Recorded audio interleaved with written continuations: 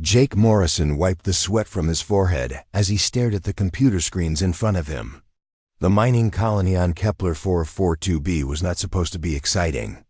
People came here to dig for rare metals and send them back to Earth.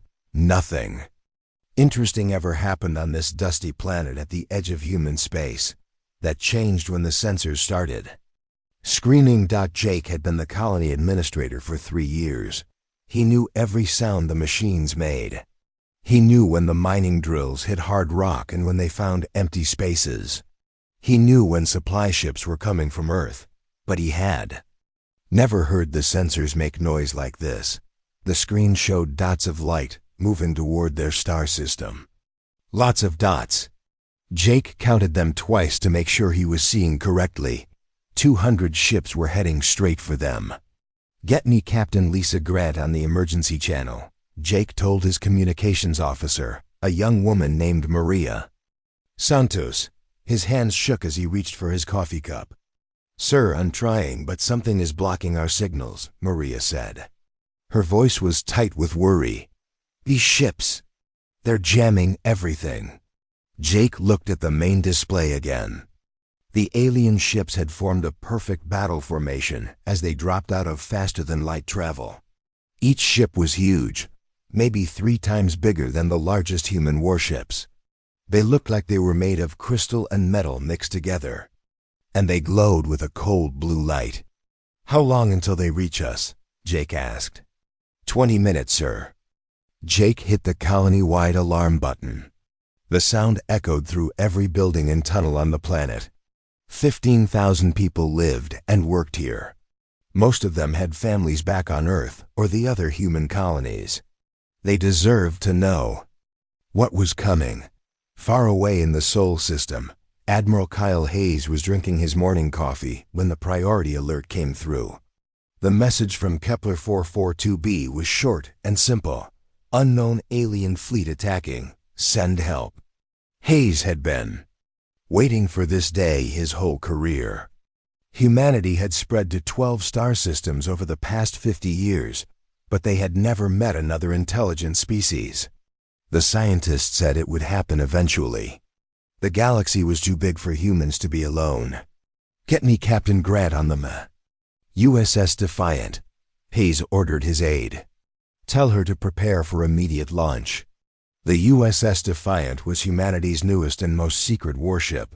Only a few hundred people knew it existed. Even fewer knew what made it special. Hayes was one of them, and the knowledge kept him awake at night. Captain Lisa Grant was running system checks when the call came through. She had been expecting it. The Defiant had been ready to launch for 2 weeks, waiting for orders that everyone hoped would never come. "Dr. Ben Carter to the bridge," Grant announced over the ship's communication system. Carter was the scientist who had designed the ship's most important system. Grant needed him to explain it one more time before they used it for real. Carter arrived on the bridge 5 minutes later, carrying a tablet full of equations that most people could not understand. He was a thin man with gray hair who looked like he had not slept in months. That was probably true. "Captain, are we really going to do this?" Carter asked. "The colony is under attack, Doctor." "We're the only ship that can get there in time." Carter nodded slowly. "The quantum lock drive is ready, but I have to warn you again. We've never tested it in combat. We don't know what will happen when someone shoots at us while the system is active." Grant looked at her crew. Her first officer, Commander Ryan Walsh, gave her a small nod. Lieutenant Amy Ross, the youngest officer on the bridge, was checking her tactical displays. Chief Engineer Pete Collins was monitoring the power systems from his station. "Doctor, will the system work or not?" Grant asked. "In theory, yes. The ship will exist in 17 different dimensions at the same time. Enemy weapons should pass right through us. But theory and reality don't always match." At Kepler 442b, Jake Morrison watched the alien ships begin their attack. They did not try to talk first. They did not ask for surrender. They just started shooting. The first energy beams hit the colony's shield generators. The shields had been built to protect against space rocks and solar storms, not military weapons. They lasted 30 seconds. The second wave of attacks hit the mining facilities. Explosions lit up the night sky as years of human work disappeared in bright flashes. Jake could feel the ground shaking under his feet. "Sir, we're getting reports." "From the other colonies," Maria said. Her face was pale. Tau Ceti and Wolf 359 are also under attack. The aliens hit all three systems at the same time. Jake felt sick. This was not a random attack. This was planned. The aliens had studied human space and knew exactly where to hit. They were trying to destroy humanity's outer colonies in one coordinated strike. On the lead alien ship, War Prince Vekthal watched the destruction with satisfaction. The Zephyrian hegemony had conquered 43 species over the past 1,000 years. Humans would be number 44. The humans fought back, of course. They always did. Small defense ships rose from the colony to challenge his fleet. Their weapons were primitive, but they had courage. Vekthal respected that, even as his ships destroyed them easily. "My prince," his tactical officer reported, "we are detecting a single human ship approaching from their home system." Vekthal looked at the display. One ship against his fleet of 200. The humans were either very brave or very stupid. "Probably both. Let it come," he said. "We will destroy it like all the others." But as the USS Defiant approached the battle zone, something strange began to happen. The space around the human ship started to shimmer and bend. Reality itself seemed to twist as the quantum lock drive activated for the first time in combat. Captain Grant looked at her crew. "One more time. This is it, people. Let's show these aliens what happens when they mess with humanity." Dr. Ben Carter stood in the middle of the USS Defiant's engine room, watching numbers scroll across dozens of screens. The quantum lock drive hummed with power that made his teeth ache. Even after 2 years of building this system, he still did not fully understand how it worked. "Captain Grant to Dr. Carter," the voice came through his communication device. "Please report to the bridge." Carter grabbed his tablet and walked through the ship's corridors. The Defiant was smaller than most human warships, but every inch of space was filled with advanced technology. The quantum lock system took up 3 entire decks of the ship. On the bridge, Captain Grant was studying tactical displays that showed the alien fleet destroying what was left of the mining colony. The numbers were not good. 200 alien ships against 1 human vessel. "Doctor, I need you to explain the quantum lock one more time," Grant said, "in simple words that everyone can understand." Carter looked around the bridge. Commander Ryan Walsh, the first officer, was a career military man who trusted his weapons more than science. Lieutenant Amy Ross was barely 25 years old and had joined the crew because she was one of the few people who seemed to understand quantum physics without going crazy. Chief Engineer Pete Collins had been building starships for 30 years and thought the quantum lock was impossible. "Imagine you have a coin," Carter began. "Normally when you flip it, the coin is either heads or tails. But what if the coin could be both heads and tails at the same time until someone looked at it?" "That's impossible," Collins said. "At normal sizes, yes. But at the quantum level, particles can exist in multiple states at once. Our drive takes that principle and applies it to the entire ship. When the system is active, the Defiant exists in 17 different dimensions simultaneously." Lieutenant Ross raised her hand like she was still in school. "So we're in multiple places at the same time?" "Not exactly. We're in the same place, but existing in different quantum states. Think of it like being 17 different versions of ourselves, all occupying the same space." Grant nodded slowly. "And enemy weapons can't hit us because they can only target one quantum state at a time. The other 16 versions of our ship are safe. It's like trying to hit a target that's constantly shifting between 17 different realities. Collins shook his head. What about our weapons? Can we shoot back? That's where it gets interesting, Carter said with a small smile. Our weapons can target specific quantum states in enemy ships. We can shoot at the version of their ship that has the weakest shields or the least armor. The bridge fell silent as everyone tried to understand what that meant. Sir, Walsh said finally, are you telling us we can shoot through their defenses? In theory, yes. Grant looked at the tactical display again. The alien fleet had finished destroying the colony and was now forming up for what looked like a victory celebration. In the distance, she could see the wreckage of human ships that had tried to defend their home. All right, people, Grant announced. We're going in. Dr. Carter, activate the quantum lock drive. Carter's hands moved across his control panel. The ship's lights dimmed as massive amounts of power flowed into the quantum generators. On the main screen, space itself began to look strange. Stars appeared to be in multiple places at once. The alien fleet looked like it was being viewed through water. Quantum lock active, Carter reported. All systems are stable. Lieutenant Ross stared at her tactical displays in amazement. Captain, I'm reading 17 different versions of our ship on sensors. We're showing up as multiple contacts. On the alien flagship, War Prince Vex Tho was studying his own displays with growing confusion. His sensors showed a single human ship approaching, but the readings made no sense. Sometimes it appeared to be in one location, sometimes in another. Sometimes it seemed to exist in several places at once. Tactical Officer, Vex Tho commanded, what is the status of that human vessel? My prince, our sensors cannot get a clear reading. The ship appears to be using some form of stealth technology we have never encountered. Vex Tho had been a warrior for 200 years. He had seen every type of military technology the galaxy had to offer.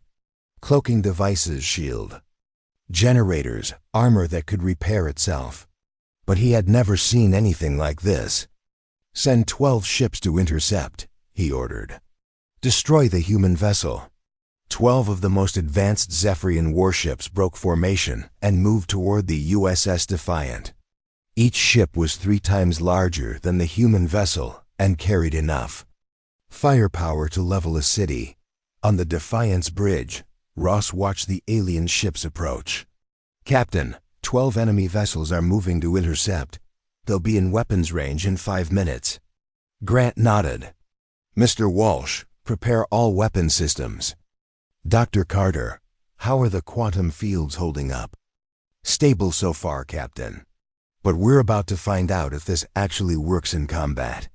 The lead Zephyrian ship opened a communication channel. The alien's voice came through the bridge speakers, translated by the ship's computer into English. Human vessel, this is Commander Zefter of the Hegemony Fleet. You are ordered to surrender immediately. Your species will serve the Hegemony or be destroyed. Grant looked at her crew. Walsh was ready for a fight. Ross was running calculations on her tactical computer. Collins was monitoring the ship's power systems. Carter was watching his quantum field readings like his life depended on it. Open a channel, Grant ordered. Channel open, Captain. Grant's voice was calm and steady. This is Captain Lisa Grant of the Earth Defense Force. We choose option 3. Option 3? The alien commander sounded confused. You were given 2 choices. We make our own choices, Grant replied. Dr. Carter, full power to all systems. The quantum lock drive surged with energy. On the main screen, reality began to twist and bend in ways that hurt to look at. The Defiant appeared to split into multiple versions of itself, each one slightly different from the others. My prince, the alien tactical officer reported with panic in his voice. The human ship is. I cannot describe what it is doing. Our targeting systems cannot lock onto it. Vex Tho watched in growing alarm as the impossible human vessel approached. His interceptor squadron. This was not how battles were supposed to work. Ships existed in one place at one time. They could be targeted and destroyed. But this human ship seemed to exist outside the normal rules of space and time. "All ships, open fire," he commanded.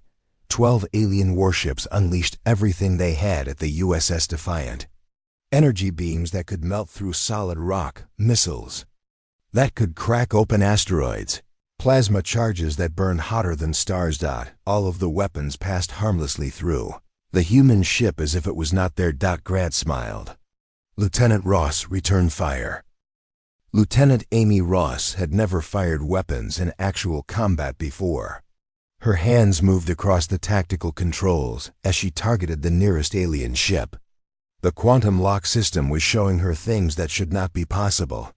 "Captain, I can see inside their ships," Ross said with wonder in her voice.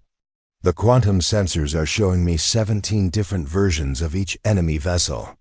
Some have stronger shields, some have weaker armor.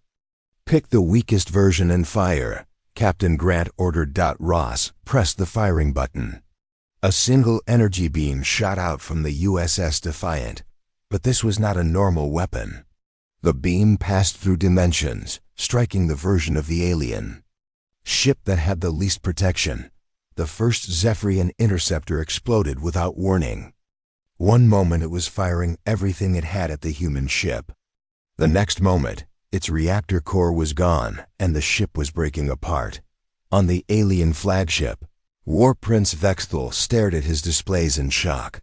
His sensors showed the human weapon appearing inside the interceptor's hull, not hitting the outside armor, not breaking through the shields. The weapon had somehow materialized inside the ship's most protected area. How did they do that? Vexthal demanded. His tactical officer was studying the sensor readings with growing panic. "My prince, I do not understand." Their weapons seemed to pass through our shields and armor as if they were not there. On the Defiance bridge, Dr. Carter was watching his quantum field readings with amazement. "Captain, the system is working better than I hoped. We're not just protected from their weapons. We can target specific quantum states in their ships." "Commander." Walsh looked at the tactical display where the alien ship was still exploding. "Doctor, are you saying we can hit them anywhere we want?" "Not anywhere. But we can choose which version of their ship to attack. The version with the weakest defenses.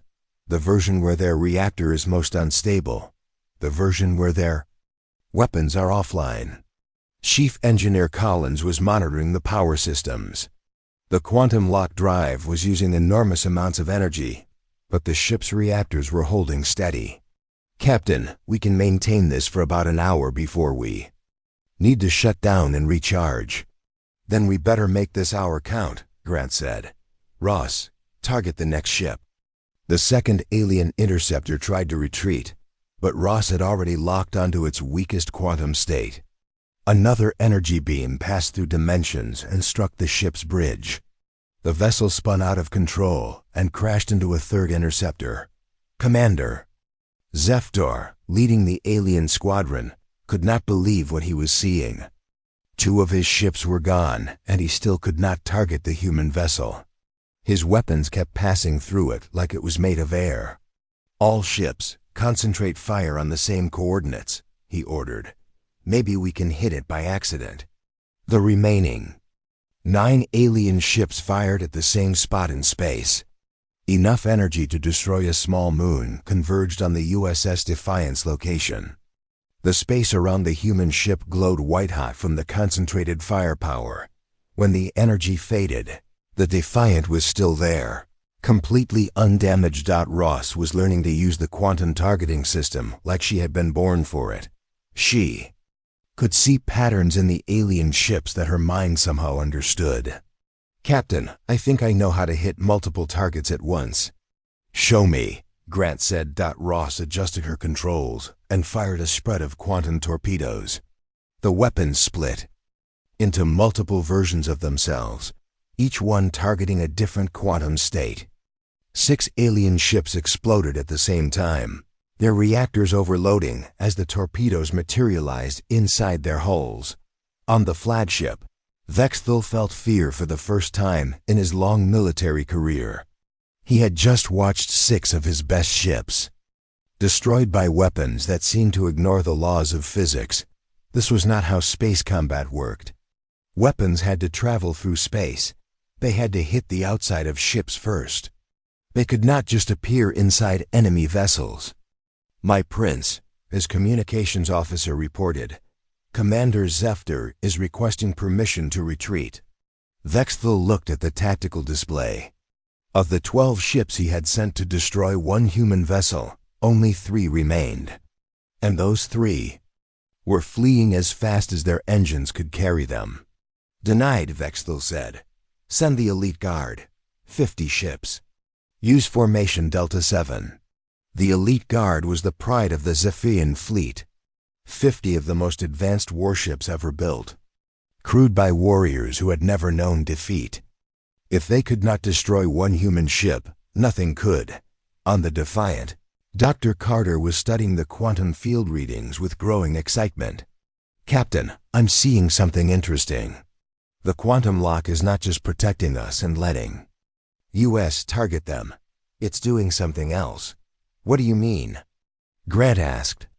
"We're existing slightly ahead of the present moment. We're seeing their ships as they are now, but we're actually fighting them as they were a few seconds ago. We're operating in the future relative to them." Lieutenant Ross looked up from her tactical station. "Doctor, does that mean we know what they're going to do before they do it?" "In a sense, yes. We're seeing their ships making decisions that, from their perspective, they haven't made yet." Grant felt a chill run down her spine. They were not just fighting with superior technology. They were fighting from outside normal time itself. The 50 ships of the elite guard approached in perfect formation. Each ship was twice the size of the interceptors and carried weapons that could crack open planets. They had been trained to fight as one unit, covering each other's weaknesses and maximizing their firepower. It did not matter. Ross could see all 50 ships in 17 different quantum states. She could see which ships would move left and which would move right before the alien crews even knew they were going to turn. She could target the ships that would lower their shields to fire and hit the ships that would have reactor problems in the next few minutes. "Captain, I can destroy all 50 ships with one attack," Ross said quietly. Grant looked at her young tactical officer. Ross was 25 years old and had joined the military because she wanted to explore space. Now she was offering to destroy 50 enemy warships with a single button press. "Do it," Grant ordered. Ross fired a quantum pulse that split into 50 separate beams. Each beam targeted a different ship at its weakest moment across multiple timelines. The entire elite guard exploded at once, creating a light show that could be seen from the planet's surface. On his flagship, War Prince Vexthul watched 50 of his best ships disappear in the space of 3 seconds. His tactical computers could not calculate what had just happened. His weapons officers were staring at their screens in shock. "My prince," his second-in-command said quietly, "perhaps we should consider our options." Vexthul looked at the human ship that had just destroyed 62 of his vessels without taking a single hit. It existed in multiple places at once, fought from the future, and used weapons that ignored every defensive system his people had ever invented. For the first time in Zephyrian history, a fleet commander was about to consider retreat from a primitive species. "Signal the fleet," Vexthul said slowly. "All ships, prepare for full assault. Every vessel, every weapon. We end this now." 200 Zephyrian warships began moving into attack formation. 200 alien warships formed a perfect circle around the USS Defiant. Each ship was positioned exactly where Zephyrian battle tactics said it should be. War Prince Vexthul had used this formation to destroy entire planets. No enemy had ever survived what was about to happen. "All ships, maximum firepower," Vexthul commanded. "Fire everything." The space around the human ship turned into a storm of energy. 200 ships fired at once, creating enough destructive power to melt a moon. Plasma beams, particle cannons, quantum torpedoes, and weapons that had no names in human language all converged on one small spot. The USS Defiant sat calmly in the center of the energy storm. Not one weapon touched it. Captain Lisa Grant watched the alien firepower pass through her ship like they were ghosts. The quantum lock system was working perfectly, keeping them safe in their 17 different dimensional states while the aliens could only attack one dimension at a time. Dr. Carter, can we extend the quantum field to other objects? Grant asked. Carter looked up from his control station with excitement. Captain, I think we can. If we adjust the field generators, we might be able to quantum lock other ships or even people. Do it, Grant ordered. Commander Walsh, signal the rescue ships waiting at the edge of the system. Tell them to come in. 3 human rescue vessels had been waiting far from the battle, ready to help survivors from the destroyed colony. They were small, fast ships with no weapons. Under normal conditions, they would be destroyed instantly if they tried to fly through an alien fleet. But these were not normal conditions. Dr. Carter extended the quantum field around the rescue ships as they approached. The alien sensors could barely detect them as they phased through the Zephyrian fleet like they were not there. Lieutenant Amy Ross was studying her tactical displays with growing understanding. The quantum system was showing her things about the alien ships that their own crews did not know. She could see weak spots in their armor, power fluctuations in their reactors, and crew members moving around inside their vessels. Captain, Ross said, I think we can do more than just shoot at them. What do you mean? The quantum field lets us exist in multiple dimensions. What if we could put people inside their ships? Grant looked at Chief Engineer Pete Collins.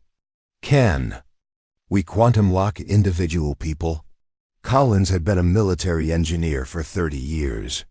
He had seen impossible things before, but nothing like this. Captain, if the doctor is right about the quantum field, we could theoretically phase people through solid matter. In the ship's marine section, Sergeant Dan Murphy was preparing his squad for battle. Murphy had fought in border conflicts and pirate raids, but never against aliens. When the call came to prepare for boarding operations, he thought someone was joking. Sergeant Murphy to the bridge, came the announcement. Murphy arrived to find Captain Grant explaining something that sounded like science fiction. Sergeant, we're going to quantum lock you and your Marines. You'll be able to walk through the alien ship hulls like they're not there. Captain, that's impossible, Murphy said. A lot of impossible things have happened today, Grant replied. Are you willing to try? Murphy looked at his squad. 12 Marines who had trained for every type of combat, except walking through walls. Yes, ma'am. Dr. Carter activated the personal quantum lock devices. The Marines flickered and became slightly transparent. They could still see and touch each other, but when Murphy tried to lean against a wall, his hand passed right through it. This is the strangest thing I've ever seen, Murphy said. The quantum locked. Marines were transported to the alien flagship in small shuttles that phased through the enemy ship's hull. They appeared on the bridge of Vexthal's vessel like ghosts. Made real, War Prince Vexthal was studying his tactical displays when 12 armed humans materialized in front of him. His guards raised their weapons, but the human soldiers were existing in a different quantum state. The alien weapons passed through them harmlessly. The human weapons, however, worked perfectly against aliens who existed in normal space-time. Surrender. Sergeant Murphy said in broken Zephyrian, using words the ship's computer had taught him. Vexthal looked at the humans who had appeared on his bridge. Without using doors or transporters, they had simply walked through his ship's hull as if it were air. His weapons could not touch them, but their weapons could certainly touch his crew. How? Was all Vexthal could say. Murphy did not have an answer that would make sense to the alien commander. Instead, he pointed his weapon at the ship's control systems. "Surrender or we destroy your ship from the inside." Similar scenes were happening throughout the alien fleet. Quantum-locked human marines were appearing inside alien vessels, taking control of bridge systems and forcing crew members to shut down their weapons. The aliens could do nothing to stop soldiers who could walk through walls and could not be shot.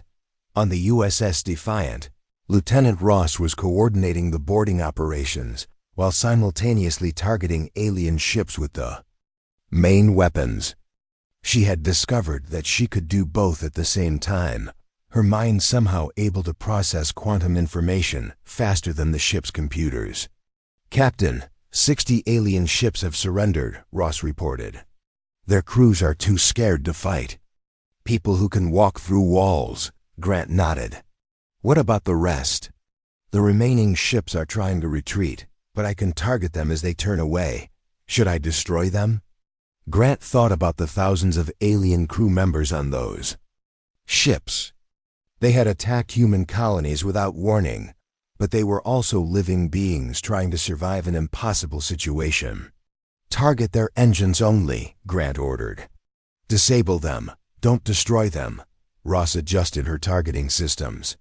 Quantum torpedoes materialized inside the engine rooms of fleeing alien ships, carefully destroying only the propulsion systems while leaving the life support intact. Ship after ship found itself dead in space, unable to flee but still able to support its crew. War Prince Vexthal sat in his command chair, surrounded by human marines who existed in a different reality than his own. His fleet was destroyed or disabled. His tactics were useless. His weapons were powerless. "What are you?"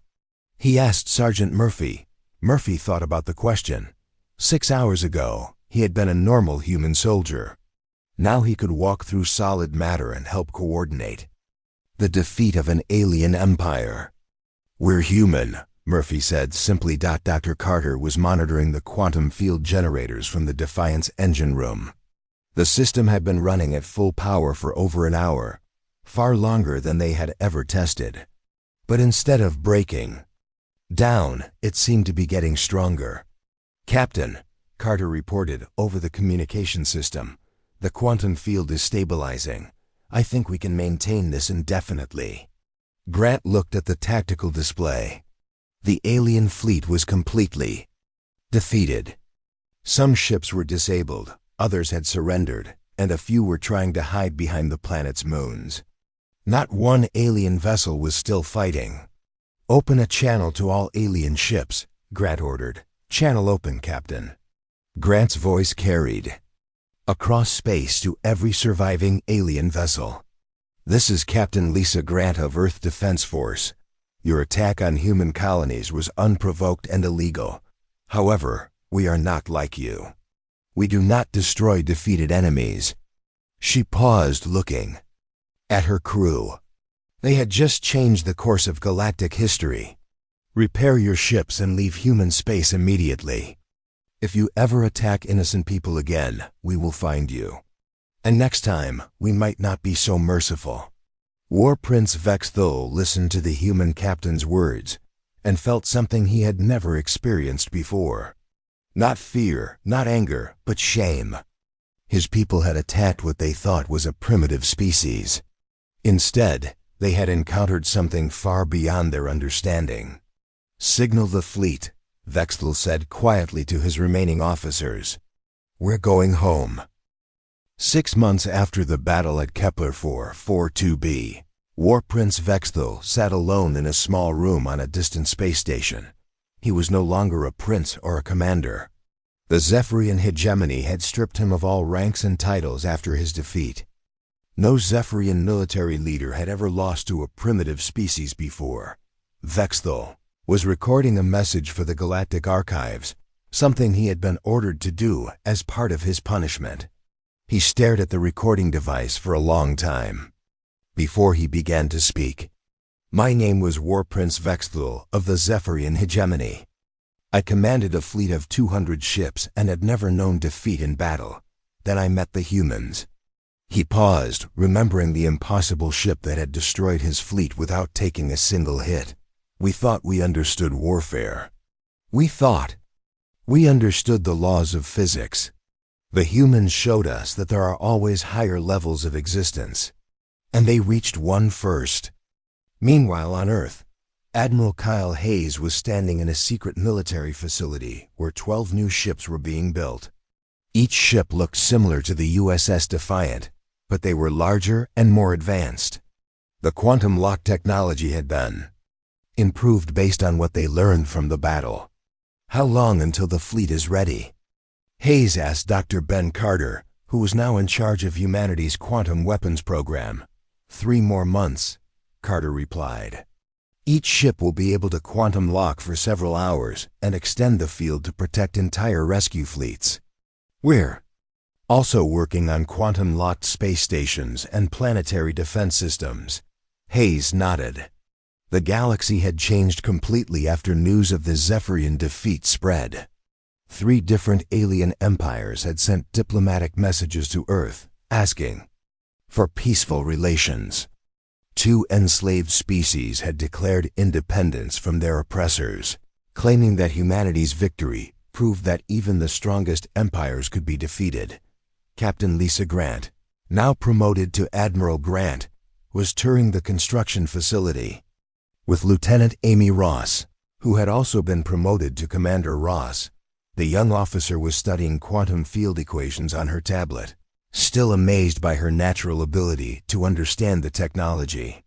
"Admiral, I've been thinking about the quantum lock system," Ross said.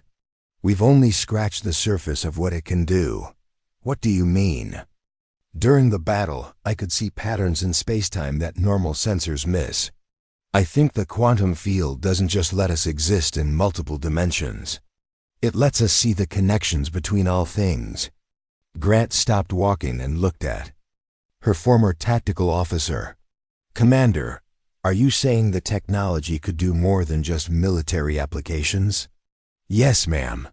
We could use it to explore parts of the universe that normal ships can't reach.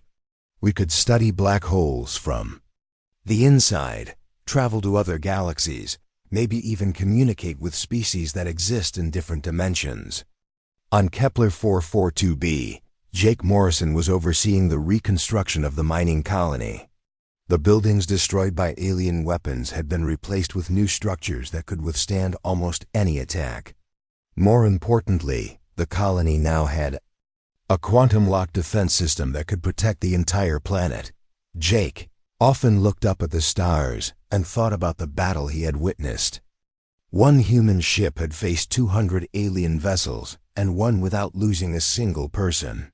It seemed impossible, but he had seen it happen. The colony's communication system chimed with an incoming message. Jake opened the channel and saw Admiral Grant's face on the screen. "Mr. Morrison, I wanted to personally thank you for your courage during the attack," Grant said. "Your early warning gave us time to respond." "Admiral, I just did my job," Jake replied. "You and your crew are the real heroes. We all did what we had to do. But I have some news that might interest you. Earth has received formal diplomatic contact from the Galactic Council. They want to meet with humanity and discuss our role in galactic affairs." Jake smiled. 6 months ago, humanity had been unknown to most of the galaxy. Now they were being invited to join the most important political organization in known space.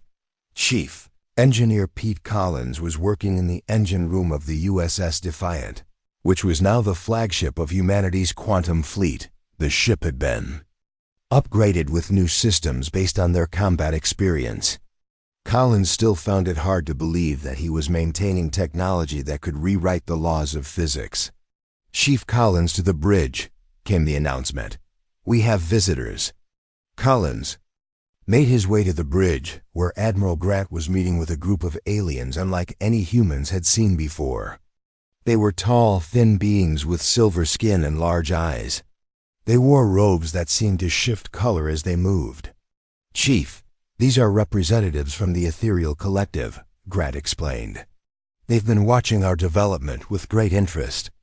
The lead alien spoke in a voice that sounded like music. Your species has achieved something remarkable. The quantum lock technology represents a breakthrough that many civilizations spend millions of years trying to develop. Dr. Carter, who was also present for the meeting, leaned forward with interest. How long did it take your people to develop similar technology? We have not developed it, the alien replied. Few species ever reach the level of understanding required to manipulate quantum reality on such a scale. Your people accomplished in decades what others cannot achieve in millennia. Grant felt a mixture of pride and responsibility. Humanity had stumbled onto technology that gave them enormous power. How they used that power would determine their place in the galaxy. Sergeant Dan Murphy was training a new group of quantum marines on a secret base near Mars.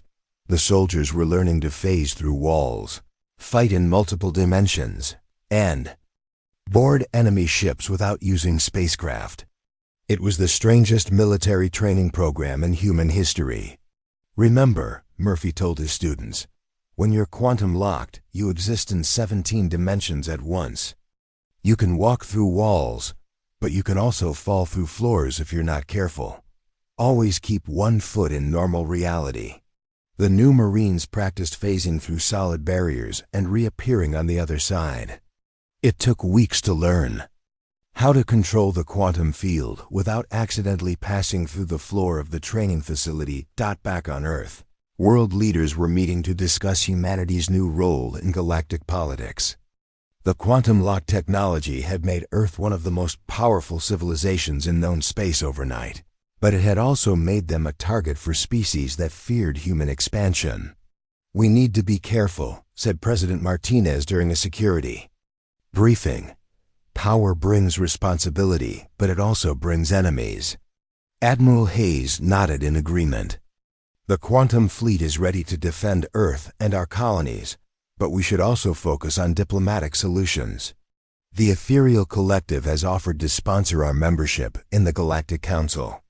As the meeting continued, a priority message arrived from the outer colonies. Long-range sensors had detected several unknown fleets moving toward human space.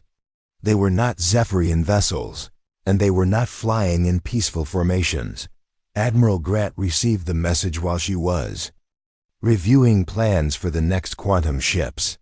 She looked at the tactical data and realized that humanity's real test was just beginning.